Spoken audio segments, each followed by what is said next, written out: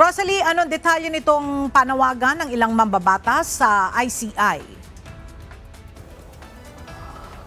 Ella, nananawagan si House Deputy Minority Leader at Akbayan Party List Representative Percy Sendanya na buksan sa publiko yung ginagawang investigasyon ng Independent Commission for Infrastructure o ICI. Kaugnay nga ito ng mga maanomalyang flood control projects. Anya, hindi makakamit yung pananagutan sa mga sangkot sa mga katiwalian kung walang transparency.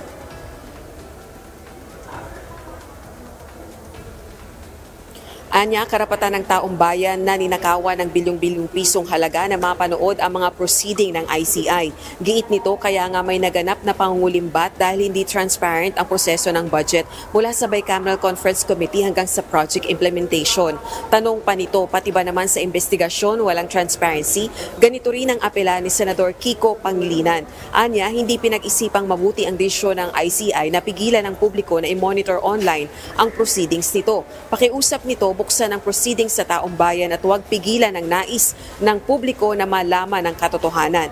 Babala pa nito, baka magising na lang bukas sa mga miyembro ng ICI at nagrarally na sa harap ng bahay nila ang mga tao. Naglabas ng assurance ang ICI na kumakalap ang komisyon ng matibay na ebidensya laban sa mga isinasangkot sa maanomalyang proyekto at titiyaking airtight ang reklamo bago ihain sa Office of the Ombudsman.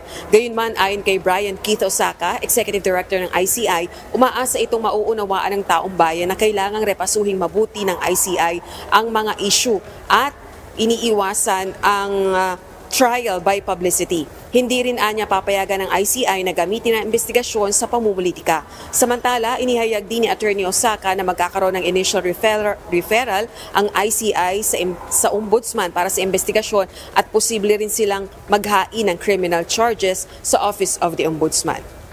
Balik sa iyo, Ella. Maraming salamat, Rosalie Coz.